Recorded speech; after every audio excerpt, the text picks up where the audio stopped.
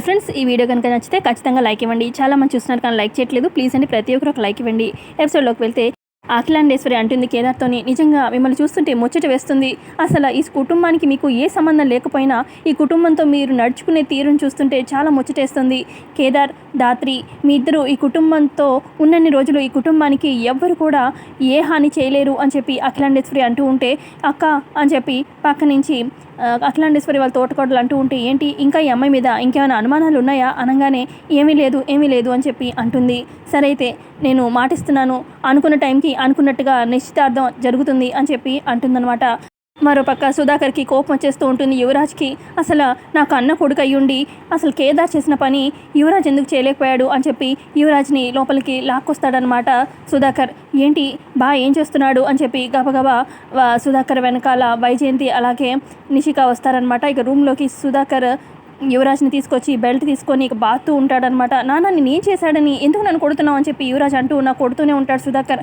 ఇక అదే టైంకి నిషి అలాగే వైజయంతి వచ్చి, ఏంటి నా కొడుకు ఏం తప్పు చేశాడని అంత ఇదిగా బాతున్నావు, ఏం తప్పు చేశాడు చెప్పు, అప్పుడు తప్పు చేశాడో లేదు నేను చెప్తాను అని చెప్పి వైజయంతి అంటూ ఉంటే, అప్పుడు సుధాకర్, ఇప్పటికైనా నోరు విప్పు చెప్పురా, నీ కన్న తల్లి 9 ఏళ్ళు నవమాసాలు మోసి కని పెంచింది, చెప్పురా, నీ చెల్లి పెళ్ళిని నువ్వే దగ్గరుండి చెడగొట్టాలని చూసామని చెప్పు. ఇటు పక్క నీ భార్య అడుగుతుంది కదా, 100 ఏళ్ళు నీతో జీవితాన్ని పంచుకుందామని వచ్చిందే, నీ భార్య కూడా చెప్పు. అసలు నీలాంటి వాడు నా కడుపును పుట్టాడంటే నాకైతే చాలా ఆశ్చర్యంగా ఉంది.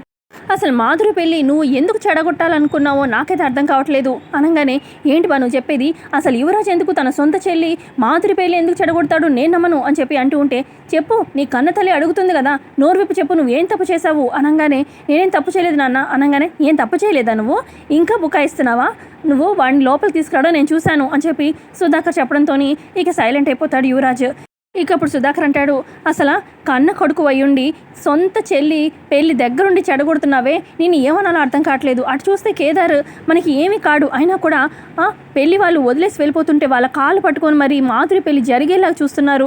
అసలు ఇంటికి కష్టాన్ని తీసుకొచ్చిన నువ్వు కొడుకు అనుకోవాలో, లేదంటే కష్టాన్ని తీర్చడానికి వాళ్ళిద్దరూ ఒక పిల్లర్స్ లాగా నించున్నారే, వాళ్ళని చూసి ముచ్చట పడాలో నాకైతే అర్థం కావట్లేదు అని చెప్పి అంటూ ఉంటారు సుధాకర్. ఇక అప్పుడు వైజయంతి, ఏంటి యువరాజ్, మీ నాన్న చెప్పేది నిజమేనా, నువ్వు చెల్లి పెళ్ళి చెడగొట్టడానికి చూసావా, అసలు ఇదంతా ఎందుకు చేసావు అని చెప్పి వైజయంతి అడుగుతూ ఉంటుంది యువరాజ్ని. ఇటుపక్క సుధాకర్ అంటాడు, అసలు కష్టాన్ని తీసుకొచ్చిన నిన్ను సొంత వాడిని అనుకోవాలా, లేదంటే కష్టాన్ని తీర్చిన వాళ్ళని సొంత వాళ్ళు అనుకోవాలో అర్థం కావట్లేదు అని చెప్పి అంటూ ఉంటే, చెప్పబోడా మీ నాన్న అనేది నిజమేనా, చెల్లి పెళ్ళి ఎందుకు ఇలా చెడగొట్టాలని చూస్తున్నావు చెప్పు అని చెప్పి అంటూ ఉంటే, ఇక నిషి కూడా, చెప్పండి, ఇంతమంది అడుగుతుంటే కూడా మీరు నోరు విప్పి చెప్పరేంటి అని చెప్పి యువరాజ్ని అడుగుతుంది నిషి కూడా. అప్పుడు యువరాజ్ అంటాడు, వాడు నన్ను మోసం చేశాడు, వాడేమన్నాడంటే ఒకసారి మాధురి కాలు పట్టుకొని క్షమించమని అడుగుతాను అని చెప్పి లోపలికి వచ్చాడు. సర్లే పాపం, లేదంటే పాపం ఏమైపోతాడో అని చెప్పి నేను వాడు చెప్పిన మాటలు నమ్మి లోపలికి తీసుకొచ్చాను, లేకపోతే వాడు చెల్లి పెళ్ళి చెడగొడతాడని నాకు ముందు తెలిస్తే నేనెందుకు ఇలా చేస్తాను అని చెప్పి యువరాజ్ అంటాడు.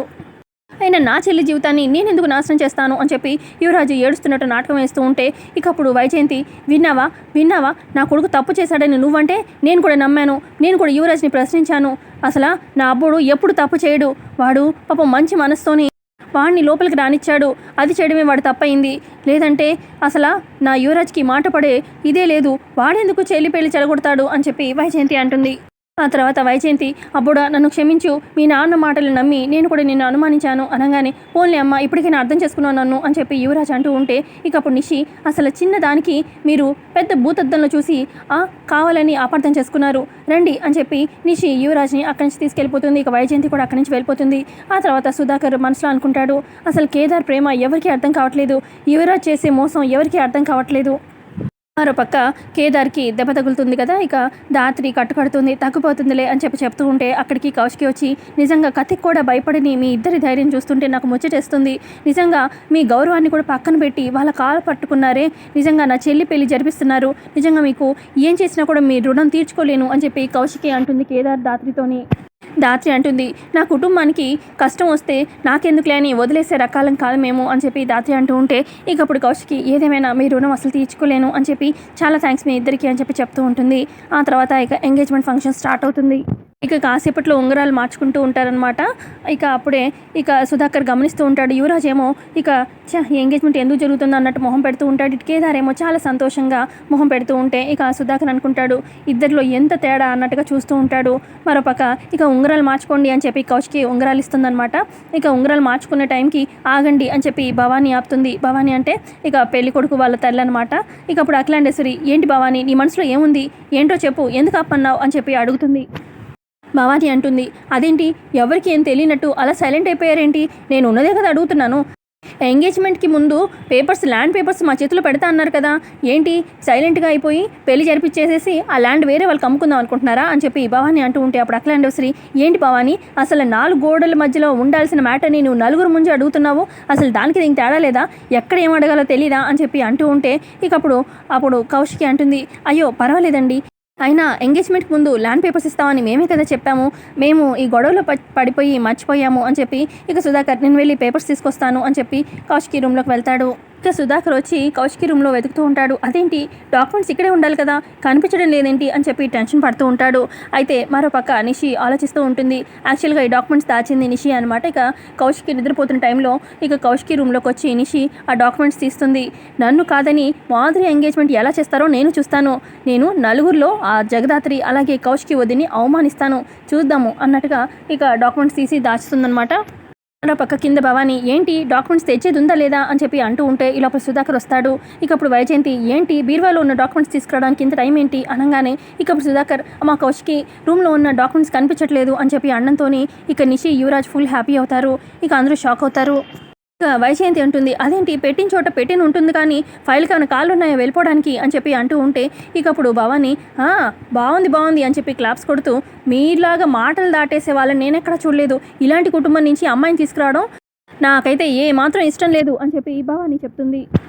అప్పుడు అఖిలాండేశ్వరి, డాక్యుమెంట్స్ కనిపించట్లేదు అని చెప్పారు కానీ పోయినాయని చెప్పలేదు కదా భవానీ గారు, ఒక 5 minutes అఖిలాండేశ్వరి గారు, నేను వెళ్ళి తీసుకొస్తాను అని చెప్పి కౌశికి తన రూమ్లోకి వెళ్తుంది. జగదాత్రి కూడా కౌశికి వెనకాల వెళ్తుంది. మరోపక్క నిషి, ఇదేంటి డాక్యుమెంట్స్ కనిపించవు కదా, అంత ధైర్యంగా తీసుకొస్తామని చెప్తున్నారేంటి, ఇప్పటికిప్పుడు డూప్లికేట్ డాక్యుమెంట్స్ ఏమైనా రెడీ చేస్తారా ఏంటి అని చెప్పి నిషి కూడా కౌశికి వెనకాల వెళ్తూ ఉంటుంది. మరోపక్క వైజయంతి, ఈ గొడవల మధ్యలో నా కూతురు పెళ్ళి ఏమవుతుందో అని కంగారు పడుతూ ఉంటుంది వైజయంతి. మరోపక్క కౌశికి జగదాత్రి రూమ్లోకి వెళ్తారు కదా, అక్కడ మంచం వెనకాల నుంచి డాక్యుమెంట్స్ తీస్తూ ఉంటారు. నిషి తలుపు చాటు నుంచి చూస్తూ ఉంటుంది. ఇద్దరు హైఫై కొట్టుకుంటారనమాట, జగదాత్రి అలాగే కౌశికి. అప్పుడు నిషి కోపంతో లోపలికి వచ్చి, ఇద్దరు ఏం చేస్తున్నారు అనగానే అప్పుడు జగదాత్రి, తలుపు సందులో నుంచి చాటుగా చూస్తున్నావు కదా, అర్థం కాలేదా ఇంకా అని చెప్పి అడుగుతుంది. అప్పుడు జగదాత్రి, అక్కడ పెట్టింది డూప్లికేట్ డాక్యుమెంట్స్ ఎవరైనా తీసేస్తారేమో అని చెప్పి మేము జాగ్రత్తగా ఒరిజినల్ డాక్యుమెంట్స్ వేరే దగ్గర దాచిపెట్టాము అని చెప్పి అనగానే నిషి, డూప్లికేట్ డాక్యుమెంట్స్ తీసి నేనేమో పెళ్ళి ఆగిపోతున్నాను, సంబరపడుతున్నాను అని చెప్పి నిషి మనసులో అనుకుంటుంది. ఆ తర్వాత కౌశికి అంటుంది, పద జగదాత్రి కిందకి వెళ్ళి మన కుటుంబం మాట ఇస్తే ఖచ్చితంగా మాట మీద నిలబడుతుందని వాళ్ళకి డాక్యుమెంట్స్ ఇచ్చి చూపిద్దాము అని చెప్పి కౌశికి కిందకి వెళ్తుంది. ఆ తర్వాత జగదాత్రి అంటుంది నిషితోని, ఆ దేవుడికి మొక్కుకుంటున్నాను డూప్లికేట్ డాక్యుమెంట్స్ నువ్వు తీసి ఉండకూడదని, ఎందుకంటే ఒకవేళ నువ్వు తీస్తే ఆ విషయం వదినకి తెలిస్తే నువ్వు ఈ ఇంట్లో ఉండేది ఆఖరి రోజు అవుతుంది అని చెప్పి అంటుంది జగదాత్రి. నేను తీసినట్టు మాట్లాడుతున్నావేంటి, నాకేం అవసరం అని చెప్పి నిషి అంటుంది దాత్రితో. అప్పుడు జగదాత్రి, ఓకే నువ్వు తీయలేదంటున్నావు, నువ్వు తీసుండకపోతే ఇంట్లో ఇంకెవరో ఈ కుటుంబాన్ని బాధ పెట్టాలని చూస్తున్నారు, వాళ్ళు ఎవరో కానీ నన్ను దాటితేనే ఈ కుటుంబాన్ని ఓడించగలరు, నేను మాత్రం ఎప్పుడు ఈ కుటుంబాన్ని కాపాడడం కోసమే ఉంటాను అని చెప్పి జగదాత్రి అక్కడి నుంచి వెళ్ళిపోతుంది.